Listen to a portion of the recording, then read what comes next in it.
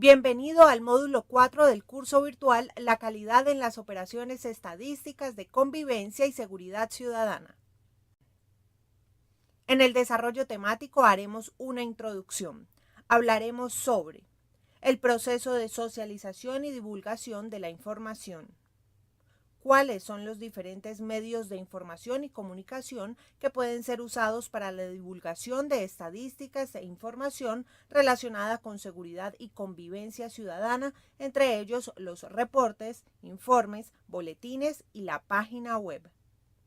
Por último, haremos una revisión de modelos de medios de información y comunicación. Objetivos de aprendizaje. El participante del módulo está en capacidad de desarrollar con enfoque interinstitucional instrumentos adecuados para fortalecer la producción de la información que contribuye a la ejecución de acciones y la difusión de las mismas. En este orden de ideas, no podemos olvidar que uno de los organismos que empezó a manejar este tema y que tiene publicaciones al respecto es la Policía Nacional en Colombia, al mando de su director brigadier general Óscar Adolfo Naranjo Trujillo, quien expuso para el caso de la violencia en contra de las personas que la información es un insumo básico para mejorar la eficiencia en la toma de decisiones de política para reducirla, y continuó e indicó que la credibilidad de la información se logra cuando ésta es pública y periódica, pero principalmente cuando sirve para la toma de decisiones de política es que resulta efectiva para reducir la violencia. En este proceso de recolección, sistematización y análisis de la información relacionada con la delincuencia y violencia, los datos provienen de diferentes fuentes institucionales, con diferentes enfoques, metodologías y objetivos que dependen de la razón de ser de las instituciones. Muchas de esas instituciones se encuentran adscritas a la Red Nacional de Observatorios de Delincuencia o hacen parte de las subunidades técnicas en cada uno de los países socios del proyecto CES. La diversidad de esas fuentes de información, así como la diversidad de la misma información, bien manejada y explicando con claridad cuál es su cobertura, no debe ser vista como un problema, sino por el contrario, debe terminar siendo una fortaleza para el tema de vigilancia y control, dado que enriquece el conocimiento de las causas que desencadenan la violencia y la criminalidad en los sentidos donde con frecuencia están sucediendo y se focaliza la población más vulnerable. Teniendo en cuenta lo anterior, ¿qué valor o utilidad tiene la información en el contexto de lo que ustedes hacen? La respuesta es sencilla. Esta información procesada es la base del análisis de la problemática, la base de la toma de decisiones de un gobernante y todo su grupo de apoyo, guiado por una coyuntura en la cual fueron generados los datos. Pero solo si el análisis involucra un adecuado manejo de la información, podrá servir de base para las recomendaciones en materia de políticas precisas. En este proceso va inmerso la credibilidad de la información o del conocimiento, la cual se logra cuando ésta es pública y periódica, pero principalmente cuando las decisiones políticas se toman con base en ella.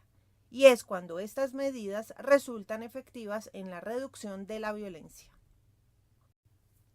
No es suficiente entonces una adecuada recolección de los datos, un impecable procesamiento y un análisis de los mismos con el logro de datos de calidad si estos no se comunican de tal manera que sean comprendidos por la comunidad general y logren impactar a los receptores, que en la mayoría de los casos son los tomadores de decisiones.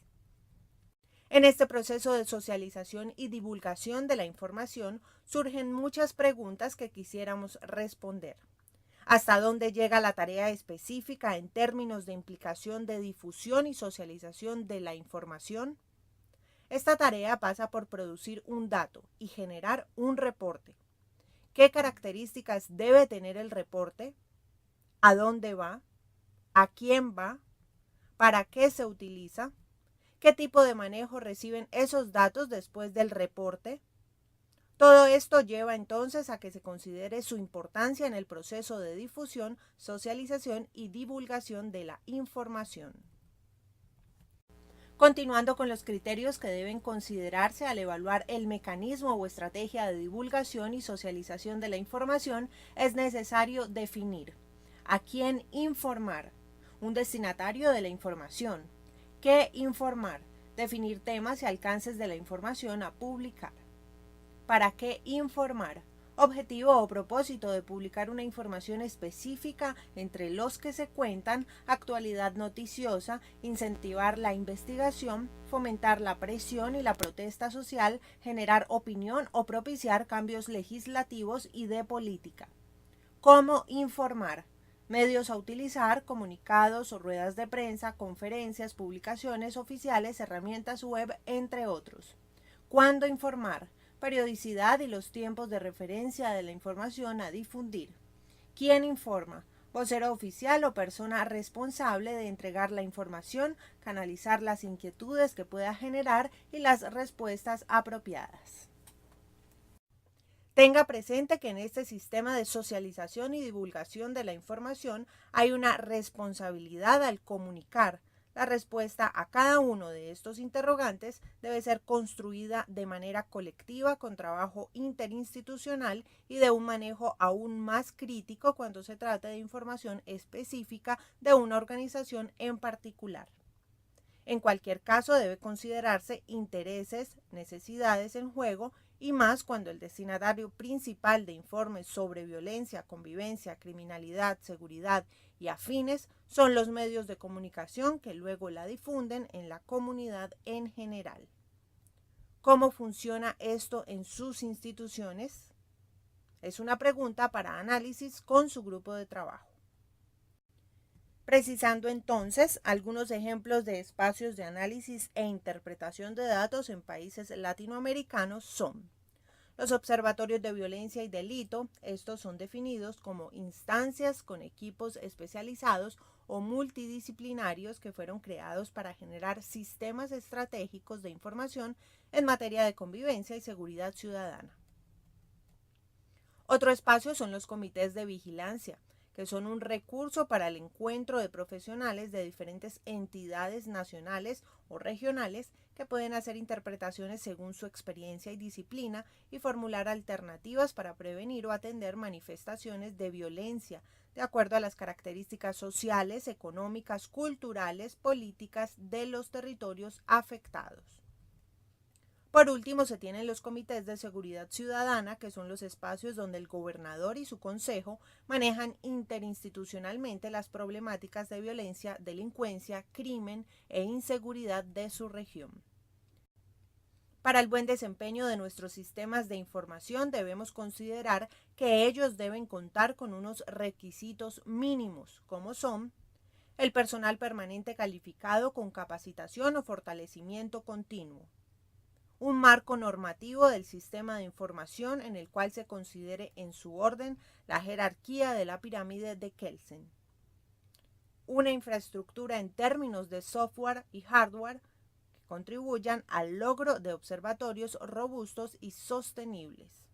Sin embargo, no olvidemos que la mejor estrategia para la sostenibilidad de nuestros observatorios son las buenas relaciones con otras instituciones, la cooperación, el intercambio de información confiable, la búsqueda constante de socios para la ampliación de variables que ayudan en el mayor conocimiento o la profundización del problema sometido a vigilancia y control. Dentro de este grupo de socios no debemos dejar por fuera a las universidades, clínicas, hospitales, gremios forenses, entre otros. Hacemos énfasis en que tejer buenas relaciones con las instituciones es lo que le da la sostenibilidad al observatorio. En este orden de ideas, el decálogo o las 10 normas que deben cumplir los observatorios para ser sustentables son: primero, garantizar la captura de información relevante para su medio geográfico y ámbito de intervención determinado por el comité y o observatorio y centros de vigilancia epidemiológica. 2. Limite la cantidad de indicadores que puede manejar, así consigue mejor análisis y monitoreo. 3. Considere el nivel de desagregación de la información. Una información agrupada no permite focalizar con detalle y el objetivo se pierde. 4. Fortalezca lazos con las instituciones de estadística nacionales y regionales, ya que ellos son expertos en sistemas de información. 5. Tenga en cuenta el número de personas que analizan su información en las oficinas para no desbordar la cantidad de datos que puede analizar, haciéndose inmanejable. 6. Investigue temas sensibles y amplíe la información cuantitativa con elementos cualitativos. Cruce información con universidades y gremios, ellos son los grandes aliados para los observatorios. Tenga en cuenta que a partir de las variables cuantitativas pueden extraerse variables cualitativas o pueden hacerse procesos de triangulación que profundizan en el conocimiento. 7. No siempre es cuestión de infraestructura y a veces, para que un observatorio sea sustentable, 2 analistas con sus equipos capacitados y con procesos estandarizados hacen más que 10 analistas con 20 computadores. 8. Trabaje, promueva y reciba capacitación continua en proceso de calidad del dato y captura de información. No subestime este aporte para la sustentabilidad del sistema. 9.